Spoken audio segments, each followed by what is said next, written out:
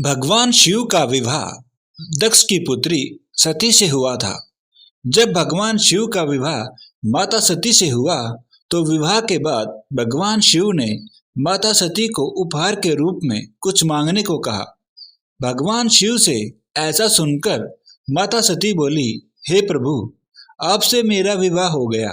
मैं तो बस यही चाहती थी, इसके अलावा मुझे और कुछ नहीं चाहिए। लेकिन अगर आप कुछ देना ही चाहते हैं तो मेरा एक प्रश्न है, मुझे उसका उत्तर चाहिए।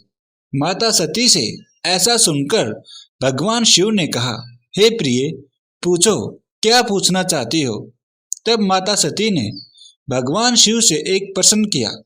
वह प्रश्न क्या था, वह हम इस वीडियो में जानेंगे। ऐसी ही धार्मिक और पौराणिक कथाएं सुनने के लिए हमारे इस चैनल को सब्सक्राइब जरूर करें और इस वीडियो को लाइक करना ना भूलें। माता सती ने भगवान शिव से प्रश्न किया कि हे प्रभु, आपकी भक्ति का उत्तम मार्ग क्या है? किस मार्ग के द्वारा हम आपको पा सकते हैं? माता सती का ऐसा प्रश्न सुनकर भगवान शिव ने उसका उत्तर दिया। भगवान शिव बोले, हे प्रिय, भक्ति करने के दो मार्ग हैं, एक सगुण और एक निर्गुण। कुछ लोग निर्गुण भक्ति को चिंतन भी कहते हैं। भक्ति करने के 9 प्रकार बताए गए हैं, जो इस प्रकार हैं।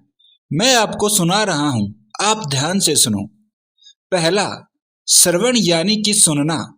सिद्धर आसन की मुद्रा में मेरा ध्यान करते कथा कीर्तन को श्रद्धा पूर्वक सुनते पुलकित होकर स्वयं को भुला देने की अवस्था में चले जाना। अगला प्रकार है कीर्तन।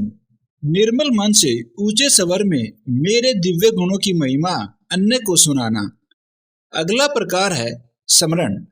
अपने कर्तव्यों का निर्वाह करते हुए परमेश्वर को सर्वव्यापी मान उसे मन से लगाए रखना। अगला प्रकार है सेवन। सुबह जागने से सोने तक मन और इंद्रियों से दुखियों पीड़ितों की नियमित सेवा, भूखे को भोजन, बीमारों की सेवा, प्यासे को जल देकर तन मन धन से पूर्णतः समर्पित होकर लोक सेवा करना। अगला प्रकार है दास्य। स्वयं को प्रभु का दास समझकर ऐसा आचरण करना जो प्रभु को प्रिय है। दासत्व में भाव होना चाहिए कि वह जो भी करेगा प्रभु का प्रिय बनने के लिए ही करेगा। अगला प्रकार है अर्चन। 16 उपचारों द्वारा प्रभु को पाद्य, हृदय प्रसाद आदि का समर्पण। अगला प्रकार है वंदन। चित्त को एकाग्र करके हृदय से ध्यान और वाणी से गुणगान करते हुए 8 अंगों मूर्धा, हनु, वक्ष, उदर, दोनों भुजाएं और दोनों जंघाएं को भूमि पर स्पर्श कराते हुए प्रणाम करना। अगला प्रकार है सख्य। ईश्वर द्वारा किए गए सभी अनुकूल या प्रतिकूल कार्य को मंगलमय मानने का विश्वास। यदि कोई दुख मिला हो तो भी समझे कि उसके पीछे प्रभु की कोई हित भावना ही छुपी होगी। अगला प्रकार है समर्पण। तन मन धन सर्वस्व प्रभु की प्रसन्नता के लिए समर्पित कर देना। लोक सेवा की किसी उद्देश्य को ईश्वर का कार्य मानकर उसके लिए तत्पर रहना। अपनी चिंता से मुक्त दूसरों की चिंता में लगना।